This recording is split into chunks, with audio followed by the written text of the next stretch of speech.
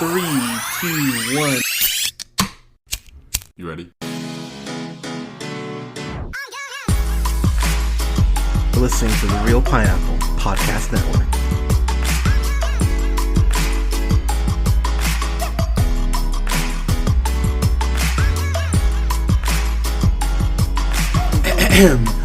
Good evening, everybody. Thank you so much for listening.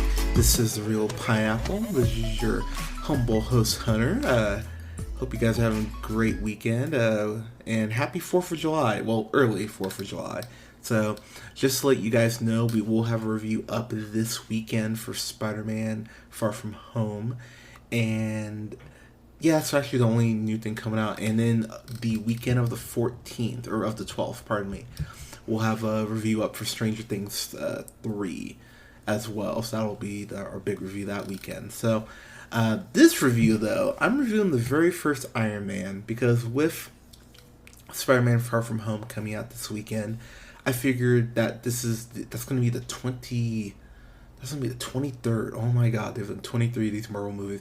That's going to be the 23rd film in the MCU, and as Kevin Feige said, the end of the Infinity Saga. So I figured that we should go back to the very first movie, which started this whole Infinity Saga, which is Iron Man, which of course was directed by one of my favorite directors working now, and I love seeing him act too, in Jon Favreau, with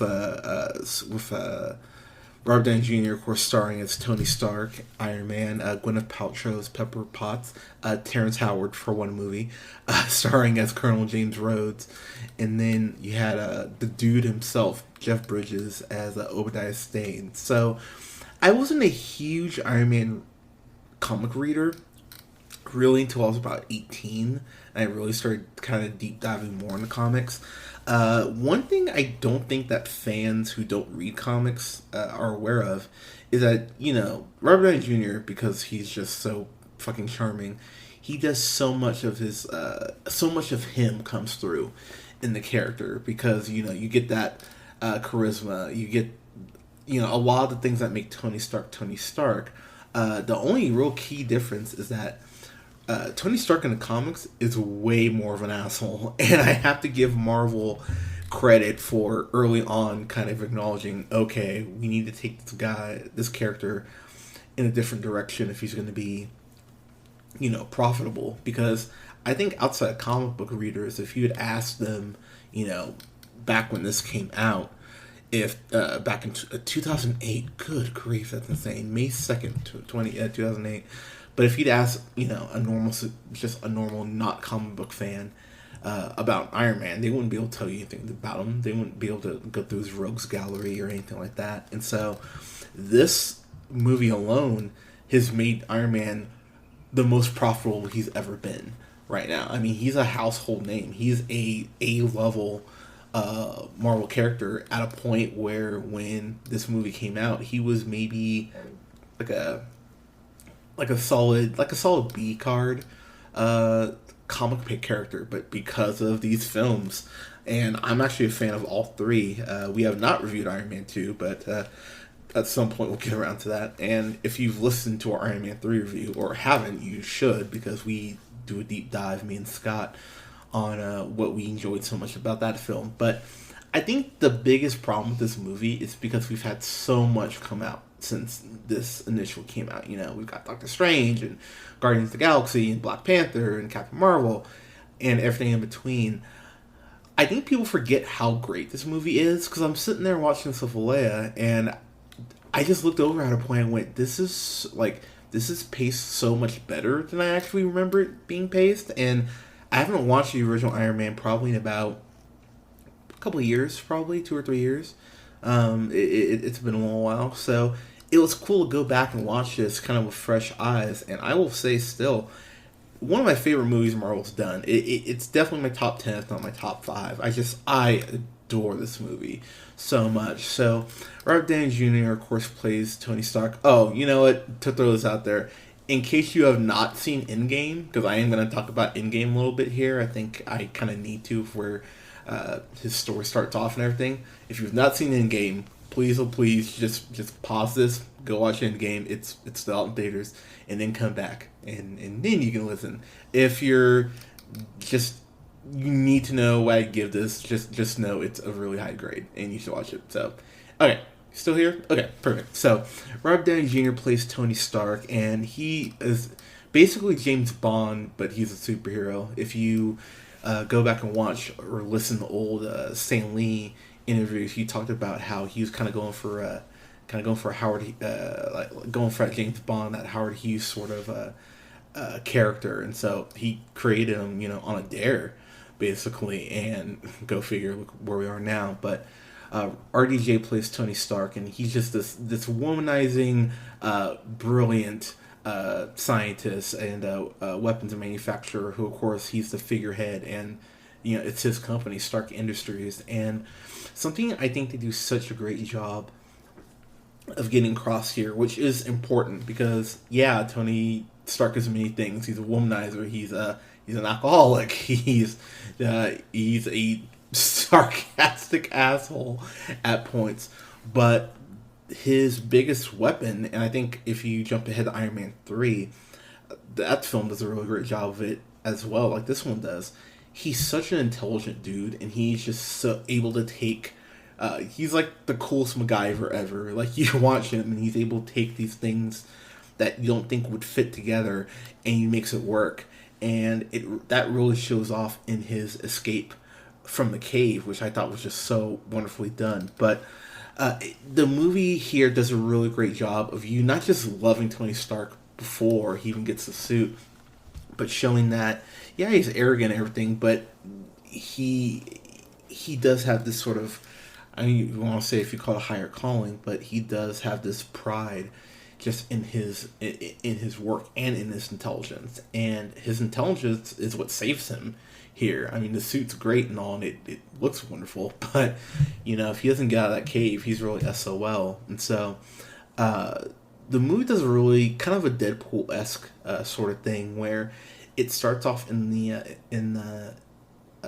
past, essentially, or it takes part in the present, but then it takes kind of a jump backwards to go ahead and fill you in on what happened a couple days prior to him getting captured by this terrorist group. So, movie starts off Tony Stark being quippy as hell in this Humvee, or the Fun V as he calls it, with these soldiers. Their Humvee gets attacked by this terrorist group in a very brutal scene, by the way. They just, for being PG-13, they really do push the violence here. It's a little, it's not as intense as Zero Dark 30, but it definitely gave me that vibe.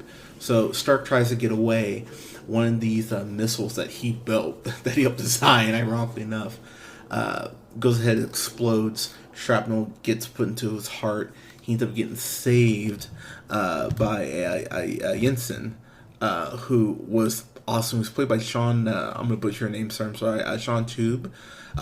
He was great in this. You don't get a lot of Jensen, but his relationship with Tony Stark, I thought was actually very fascinating, where, Tony, he's being forced to go ahead and build these missiles after he's captured, and he's just kind of over it. He's like, fuck, I'm going to die here. This is terrible. And Jensen is kind of kicking the ass to go, hey, man, if you're going to go down, you might as well go down swinging, which is a very fair point. So instead of building the missile, the Jericho missile that they were instructed to build, they build the Mark 1 of the Iron Man suit. And just because I'm such a nerd, and I, for some reason, never noticed this, when he starts creating the second version of the Iron Man suit, I love that it says Mark II, because straight out of the comics, I was like, that's nice. But he goes ahead and escapes the cave. He was in captivity for 3 months, which I have not shared my airport adventure. Me and Alea were stuck there 2 days, but thinking about 3 months being stuck in the airport or being stuck in a cave, I think I'd rather take the cave. At least you get some, some outside.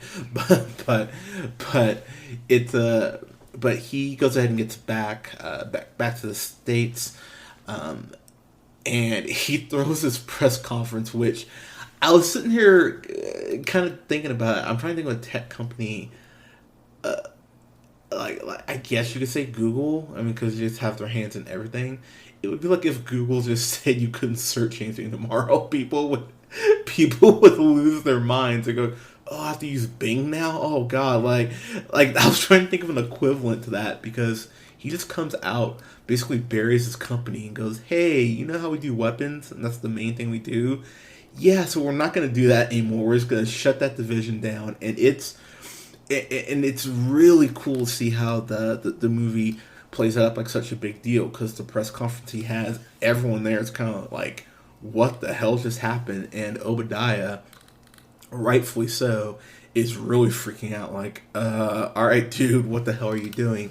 And I have to say, Jeff Bridges, I know everyone thinks of him as a dude and laid back and everything, but he was so incredibly menacing in this movie, and I love seeing that side of Jeff Bridges. It really, I think it was a really good reminder that, hey, I'm not just a dude. I can actually fucking act. I'm really good at my craft. And anytime him and Robert Downey Jr. were on screen together, it's it's coming that Obadiah is clearly the one who ordered the hit, and that turn has to come at some point. But it is cool to watch them just kind of, that their father-son dynamic. And then when Obadiah inevitably makes the turn, it is like, damn, okay, you ordered a hit on your dead friend's kid. That's really, like, ugh, that's really fucking dark when you think about it in those terms. But I love seeing Obadiah be that menacing. And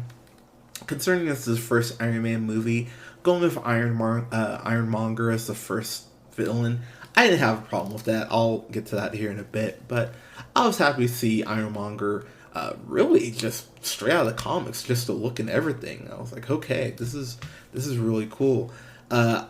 If you guys have listened to the podcast for a little while, I'm not the biggest fan of Gwyneth Paltrow. I just don't like her.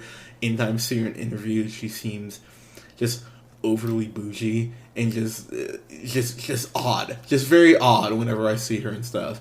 The only role I really like her in is Pepper Potts, because every time I see her play Pepper, I'm like, oh, Gwyneth Paltrow seems nice, and then I have to remind myself she's probably not. But it's really interesting to see her relationship with Tony, because I don't think I've ever seen Gwyneth Paltrow this confident in a role. Like her and RDJ, I don't know if it's just because he makes her feel comfortable or whatever it is, but their chemistry, it seems so fluid and just seems so natural that whenever they're on screen together, you just go, golly, like it's really impressive between the two of them. It's seeing two great actors just bounce off each other like that. And yes, I did just say Gwyneth Paltrow's a good actress, I realized, but hey, Shakespeare won Love an Oscar. I mean, and she was a big part of that. But it is really cool to see her relationship with Tony, but just also how much he needs her. And the movie does a great job of going like, yeah, Tony's got all this money and everything, but if he doesn't have his inner circle around, he'd be royally screwed.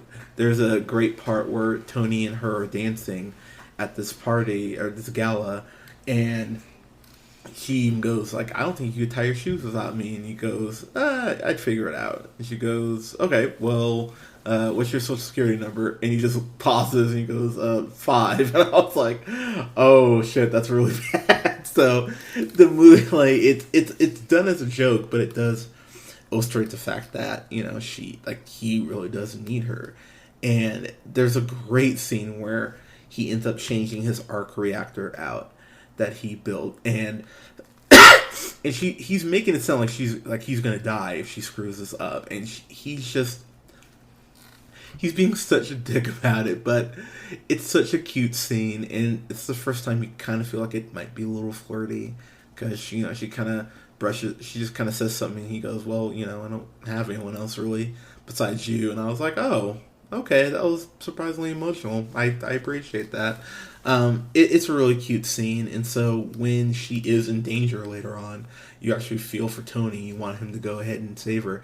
One of the unsung heroes about this movie, is Clark Gregg. So I'm a huge Clark Gregg fan. If you haven't seen the To-Do List, it's worth watching just for him alone. He is hilarious in that fucking movie.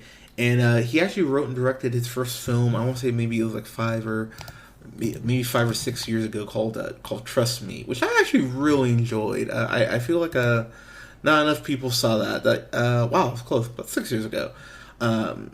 I really am a huge fan of Clark Gregg, and if I ever meet him, I will bow at his feet, because Clark Gregg, I know, you have Captain America, you have Iron Man, and all these larger-than-life characters, but to have such an amazing avatar as a fan in Clark Gregg and what he did with the role of Agent Coulson, and how they just gave him these little bits, it's like, so, playing baseball and you bring a pinch hitter, you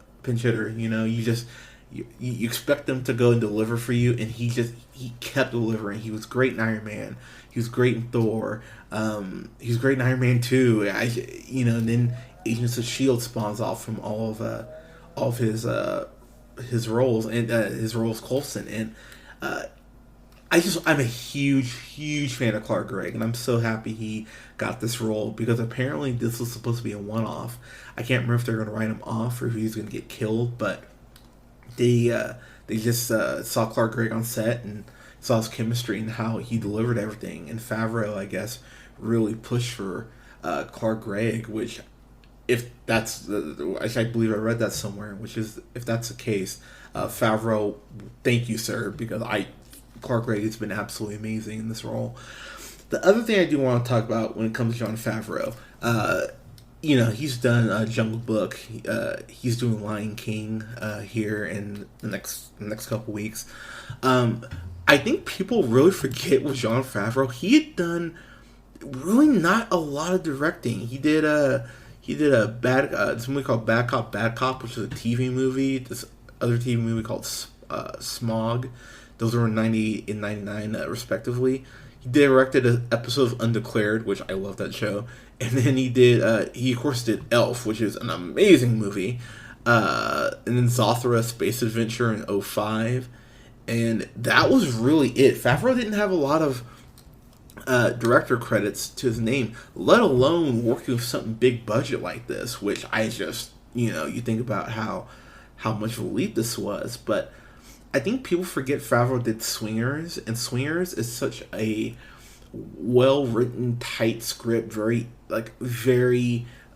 just snap dialogue, and it really shows in this movie in the way that everyone bounces off each other. Terrence Howard, who is hit and miss for me, admittedly. I don't watch Empire. I did love him in Hustle and Flow. I've seen him and stuff, and I go, okay, man, like, you're not bad. I thought he was okay as Rhodey, but yeah, I there's nothing about his performance that made me go like, oh, that sucks he got replaced. Because as we all know, he got replaced by Don Cheadle, which I was not mad at. You get, a Golden Globe, Oscar-nominated actor. It worked out better for that we got Don Cheadle. But his relationship with Tony is actually really cool, because Tony does kind of just treat him like crap sometimes, because he's like, oh, it's my friend, I can kind of get away with it. But as the movie progresses, you do get to see how the relationship grows and how much Tony does really respect Rhodey, which I thought was really cool. Getting to the action of this movie, because that's something that this movie does so fucking well. The first time when Tony escapes the cave, and he's in basically like a mini Ironmonger costume, where he's just throwing these gunmen against the walls and using these flamethrowers that he built. I was like, oh my god, this is great. The action flows so well, and then you get to the other big one of the other big sequences where you see Tony starting to slowly build the suit and build the thrusters and the repulsors and all that. It's so cool seeing him break everything down. But that first scene where he suits up in the Mark II and it's all chrome, like yellow, just standard yellow chrome, no bells or whistles or anything. Seeing him take flight for the first time, it is very reminiscent of Spider-Man, where you see Tobey Maguire, climb the wall for the first time. It reminded me a lot of that, and I actually like this scene more personally.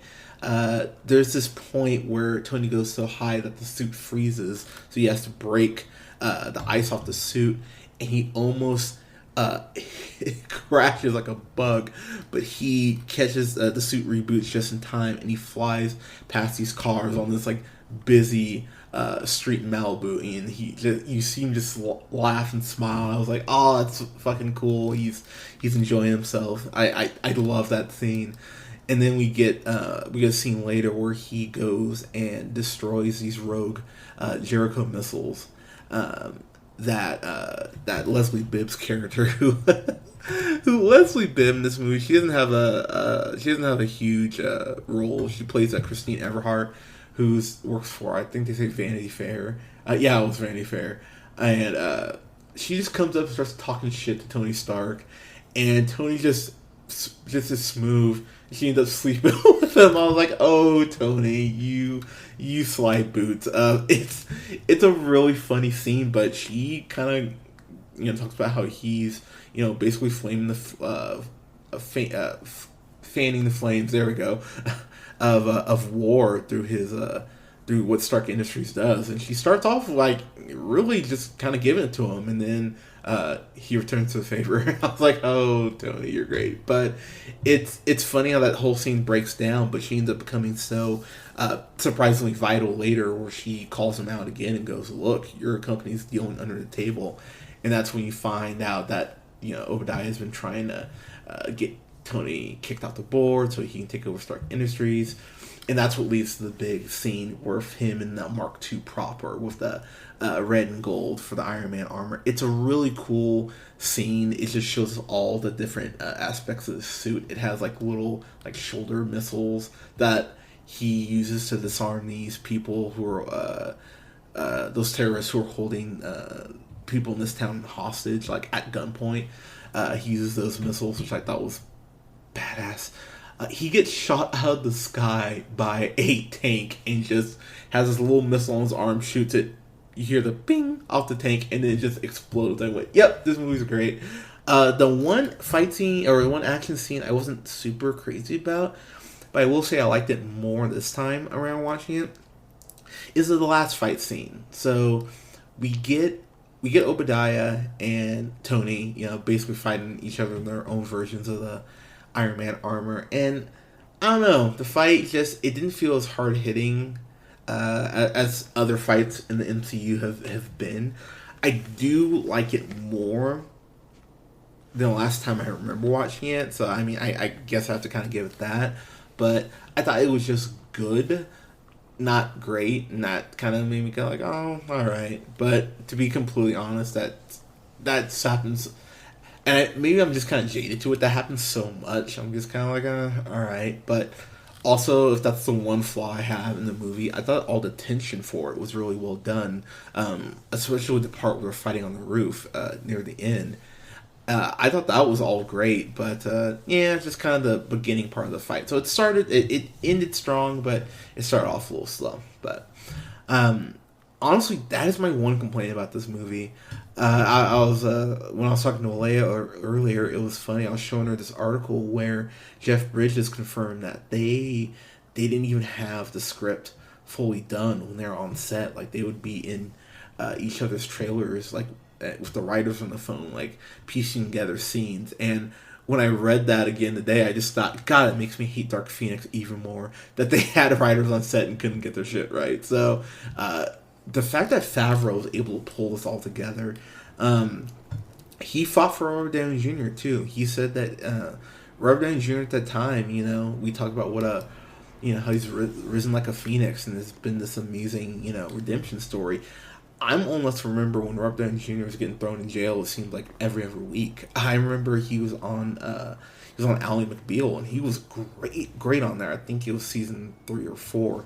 But he was on Ally McBeal, and they had to rewrite the whole season finale because he got arrested like 3 weeks before the finale was supposed to air. So it's crazy in the best way that Robert Downey Jr. pulled himself together, and and really he it gives so much of that credit to Susan Downey, his wife.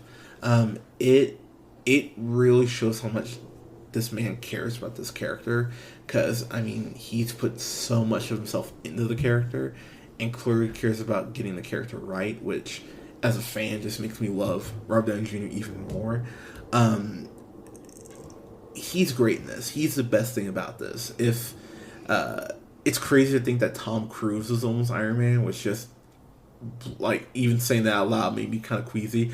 It's crazy to think about that now, because you can't imagine anyone else playing Robert Downey Jr. I will say it does feel like it's Tony Stark playing Robert Downey Jr. at this point, and not the other way around. Whenever I see him in interviews, I just go, God, he's totally Iron Man. I don't believe he's Robert Downey Jr. anymore. But it's such a great movie, and it's got one of the best mid credits in scenes I've ever seen. So it's really funny that me and Colin went and saw Endgame together, and we're gonna go see Far From Home together here this weekend to even further close the loop on this Infinity Saga. But me and Colin went and saw Iron Man together like that next week. After it came out for my birthday, which was really awesome. We went and saw it together, and I remember when Agent Coulson at a point says, just call a shield to Pepper. I went, oh my god, and people around me are like, why are you freaking out? And in my head, I'm just sitting there judging all of them. It's like, you've never read a comic, you son of, like, I was so mad no one else was as excited about this as I was. So I'd explained to Colin after the movie. He was like, oh shit, because then of course you get Nick Fury, which Samuel L. Jackson just, God damn it, I love that man. But seeing him as Nick Fury, dropped the big line. I'm here to talk to you about the Avenger Initiative, and that blew my mind, because I didn't think we'd ever get an Avengers movie. Now we've got 4 of them, which, go figure, right? But Iron Man is such a great movie. Everyone really did it. Everyone filled the role perfectly. Outside of my one mild complaint about the end fight, honestly, I looking at everything else, the way the movie ends with him saying I am Iron Man, and how in Endgame, his last words are I am Iron Man, which I just gave me chills when he said it, because I went, oh my god, those are his last words, son of a bitch. It ties his loop together so perfectly. There's no better way that character could have went out by saving the world. And it's funny to me too that Jensen goes ahead, sacrifices Stark himself for Stark, because he's very important as far as helping him build the Iron Man suit and everything, and translating for him and all that. How he sacrificed himself to save Tony, and how Tony sacrifices himself to with the snap to save the world. I found that so incredibly beautifully poetic. God, I really have more admiration for this film after watching everything else that's come after it, because you realize that, as Chris Hemsworth has said multiple times, RDJ, he's the godfather of MCU. There is no Black Panther. There is no Captain Marvel. There is no Doctor Strange. There's nothing else if this doesn't come out and just blow away expectations like it did. So I have so much admiration for this movie. Absolutely love it. It is a fan-fucking-tastic of the highest degree. And fun fact, even though it totally breaks the timeline, in Iron Man 2, when that robot's about to kill that little kid who's in the Iron Man mask, that is Peter Parker. That is confirmed to be canon. The more you know. So, guys, speaking of Peter Parker, we will have that review up next weekend for Spider-Man Far From Home. I'm seeing it on Saturday with a little group. I'm so excited for that. So excited for that, man. It's gonna be so much fun.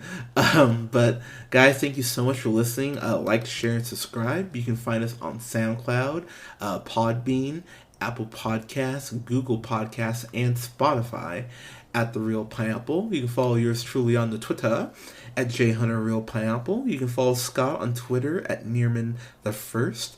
And you can follow Colin on Twitter at TheReal, that's REEL O'Neal. Guys, thank you so much for listening. We appreciate it. Please don't forget to check out our sponsor. Show them some love. That's Stadgeist Studio. You can find them on Instagram at Stadgeist. That's STADGEIST .studio, and use the code REALP, that's REELP 2019 for 10% off your order. That code is going to be changing here in the next week or so go ahead and use that now, but we'll have the new code for you guys for Far From Home. Guys, thank you so much for listening. We'll talk to you soon. Take care.